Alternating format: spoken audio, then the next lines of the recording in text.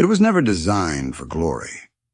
It had no heavy armor, and it was slower than the very bombers it was often sent to protect. They called it the flying boat, a clumsy hybrid that seemed more at home on the water than in the air. Yet this ungainly machine became the silent hero of the Pacific War.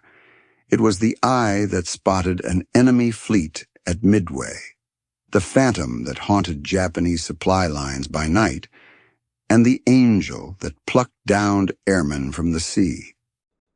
This is the story of how one of the war's slowest aircraft became its most vital weapon. The genius of the PBY Catalina wasn't in its speed, but in its patience. In an era obsessed with fighter aircraft that could climb like a rocket and dive like a hawk, the Catalina was an exercise in strategic endurance. Its two Pratt & Whitney radial engines weren't tuned for breakneck velocity. They were designed to sip fuel, to hum along for hours on end, keeping the aircraft aloft for missions that could exceed 20 hours. Its cruising speed was a leisurely 125 miles per hour, a pace at which enemy Zero fighters could practically fly circles around it. But speed was a luxury the vast Pacific theater could not always afford. What it demanded was presence. The ability to patrol an immense empty quadrant of ocean for an entire day was a weapon in itself. The Catalina's sprawling parasol wing, mounted high above the boat-like fuselage, gave it exceptional stability and lift, allowing it to loiter over the waves for unimaginable length of time.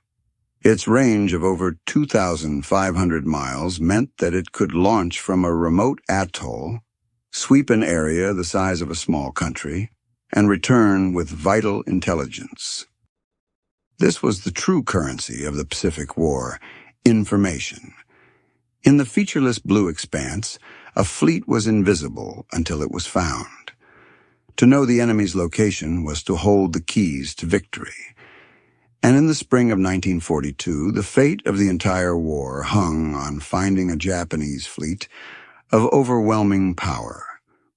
6 months after the devastating attack on Pearl Harbor, the United States Navy was on the back foot. The Japanese Empire was on the offensive, and its next target was a tiny, strategically vital outpost, Midway Island. American codebreakers had worked a miracle, discerning the enemy's intention, but a critical piece of the puzzle was missing. They knew the Japanese were coming, but they didn't know precisely where from or when they would strike.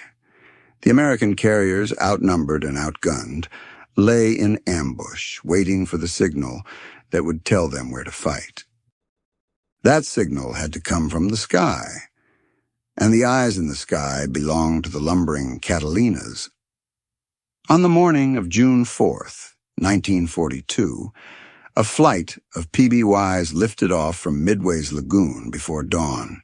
Their mission was simple in its description and monumental in its importance: find the Japanese fleet. Among the pilots was Lieutenant Howard Addy.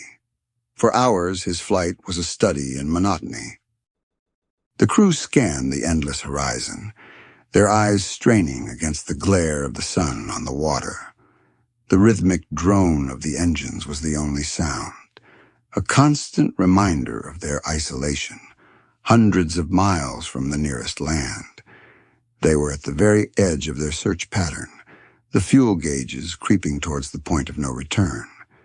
Then, at 0925, a break in the clouds revealed a smudge on the ocean. A single speck, then two, then a terrifying procession. It wasn't just a ship, it was an armada. Adi's voice, crackling over the radio, was the spark that lit the fuse of the Battle of Midway. He had found the Japanese carriers. In that moment, the Catalina's purpose was crystallized. It had absorbed no damage, fired no shots in anger, yet it had delivered a blow more decisive than any bomb. It proved that in the war for the Pacific, the first victory was not won with guns, but with vision. The victory at Midway had been a stunning blow, delivered by the keen eyes of Catalina scouts. But warfare is fluid, a constantly shifting chessboard of problems and solutions. As the brutal fight for the Pacific ground its way into the dense jungles of Guadalcanal and the Solomon Islands, a new problem emerged under the cover of darkness. The Imperial Japanese Navy had established a highly efficient, nocturnal supply chain known as the Tokyo Express. Each night, fast destroyers and barges would race down a channel called the Slot, resupplying their besieged troops and evacuating the wounded. They moved too fast and under too much cover for conventional daytime bombers to effectively stop them. A new weapon was needed, not one of speed, but of stealth and persistence. The answer, once again, was the slow, unassuming PBY Catalina. The transformation was both simple and profound. Beginning in December of 1942, select squadrons, like the pioneering VP-12 and VP-54, began a radical experiment. They took their flying boats, symbols of daytime reconnaissance, and cloaked them in a coat of matte black paint, designed to absorb the moonlight and render them nearly invisible against the night sky. They were christened the Black Cats, and their mission was to become the ghosts of the Solomon Islands. Piloted by crews who navigated by instruments and instinct, the Black Cats flew perilously low, sometimes just 50 feet above the water. They were hunting not with their eyes, but with a new sense, early airborne radar.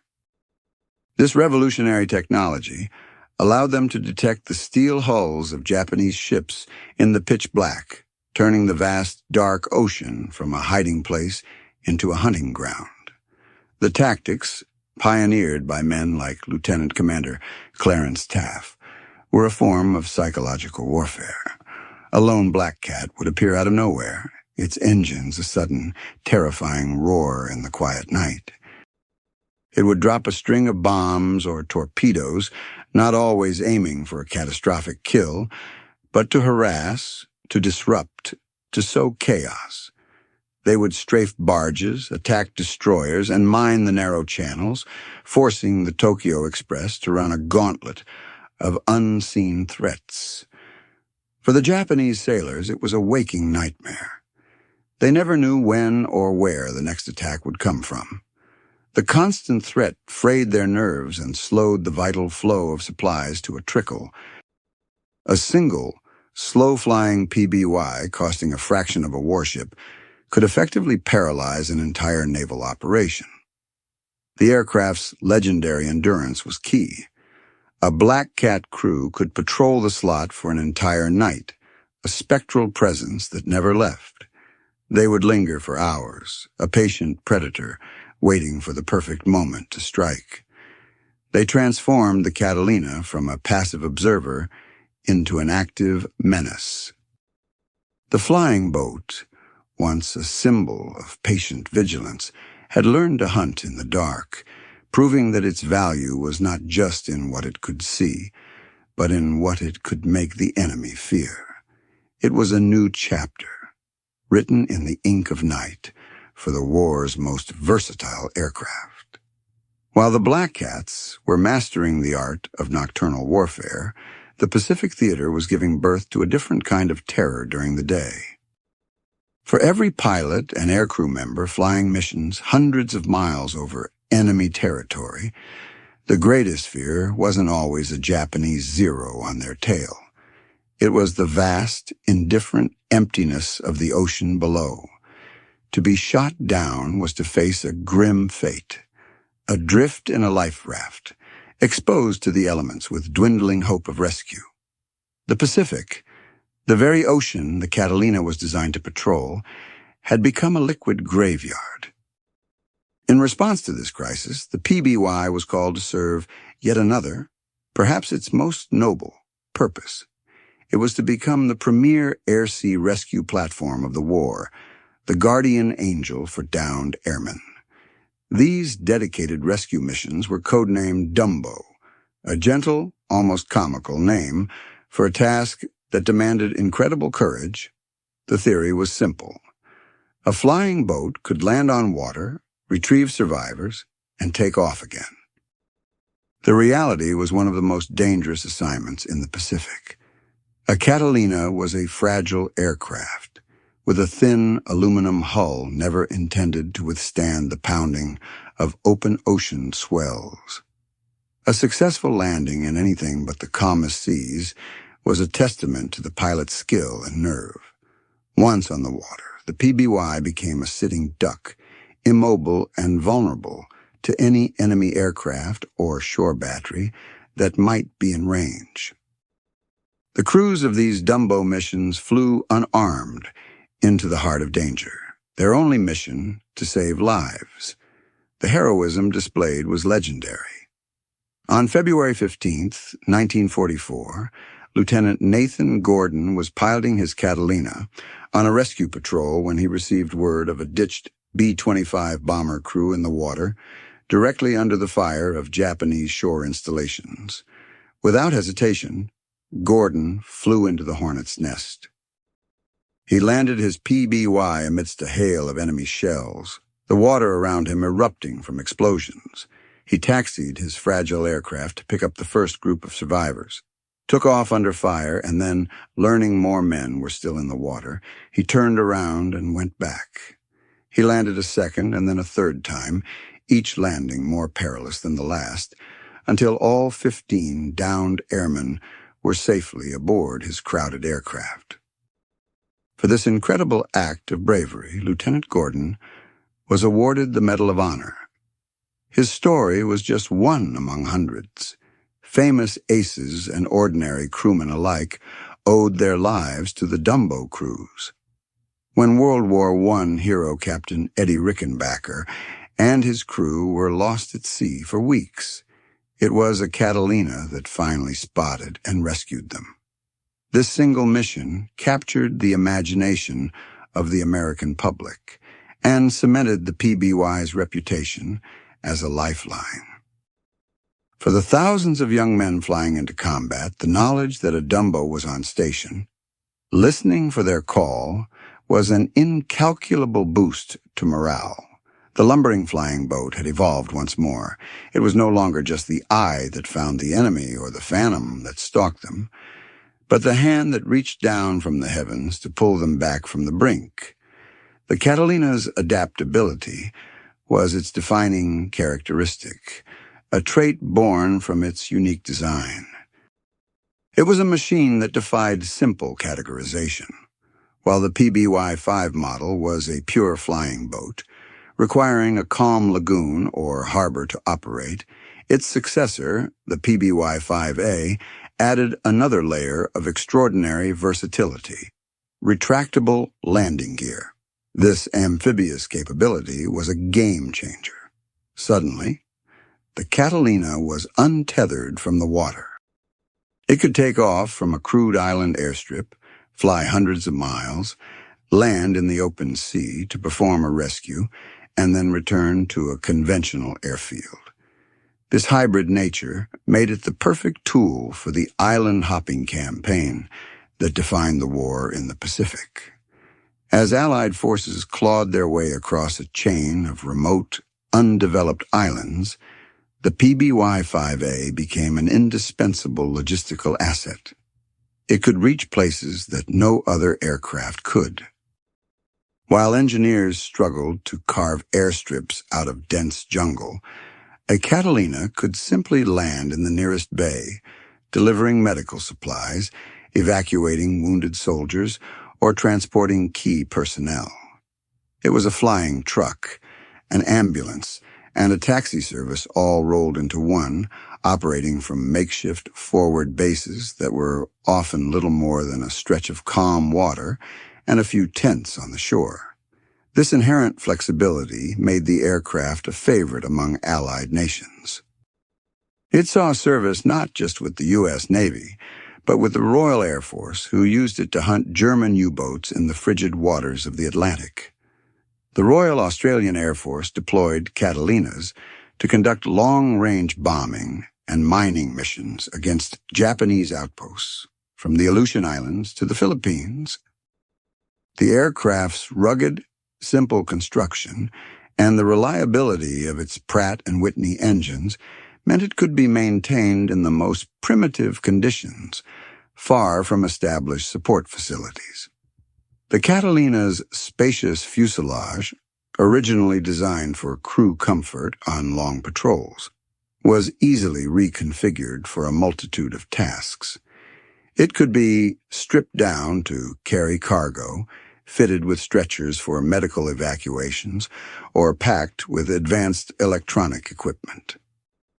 In a war that was increasingly being defined by technology, the PBY served as one of the first effective airborne radar platforms, extending the fleet's electronic eyes far beyond the horizon.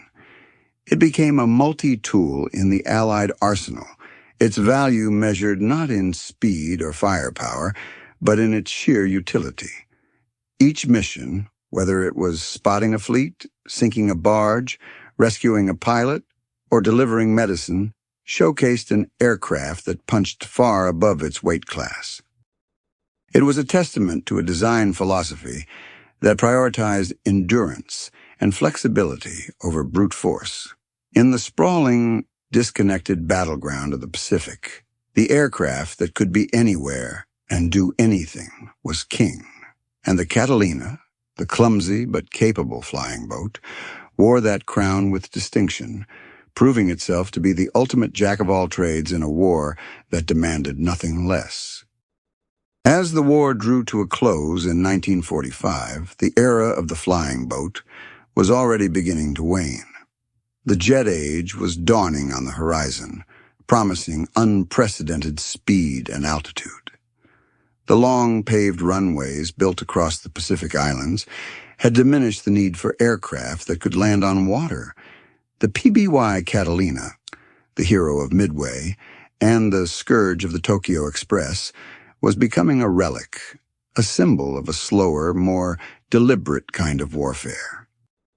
Its final combat missions, flown on August 14, 1945, were a quiet postscript to a legendary career.